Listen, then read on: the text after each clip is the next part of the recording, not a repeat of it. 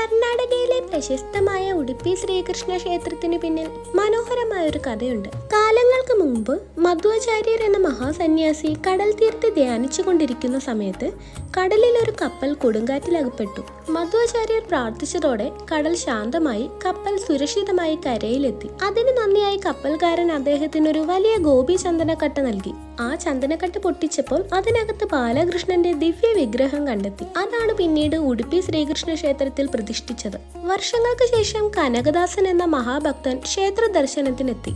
അന്നത്തെ ജാതി വ്യവസ്ഥകൾ ശക്തമായതിനാൽ താഴ്ന്ന ജാതിക്കാരൻ എന്ന കാരണം പറഞ്ഞ് അദ്ദേഹത്തെ ക്ഷേത്രത്തിൽ കയറാൻ അനുവദിച്ചിരുന്നില്ല. കനകദാസൻ ക്ഷേത്രത്തിന് പുറത്തുനിന്ന് കണ്ണു നിറച്ച് കൃഷ്ണനോട് പ്രാർത്ഥിച്ചതോടെ ഒരു അത്ഭുതം സംഭവിച്ചു. ക്ഷേത്രത്തിനകത്തെ വിഗ്രഹം തനിയെ കനകദാസൻ നിന്ന ഭാഗത്തേക്ക് തിരിഞ്ഞു എന്നാണ് വിശ്വാസം. ഇന്നും കനകനക്കിണ്ടി എന്ന ചെറിയ ജനാലയിലൂടെയാണ് ഭക്തർ ശ്രീകൃഷ്ണനെ ദർശിക്കുന്നത്. ഭഗവാന് മുമ്പിൽ ജാതിയും മതവും ഒന്നുമില്ലെന്ന് ഓർമ്മിപ്പിക്കുന്ന ഒരു ഐതിഹ്യം കൂടിയാണിത്.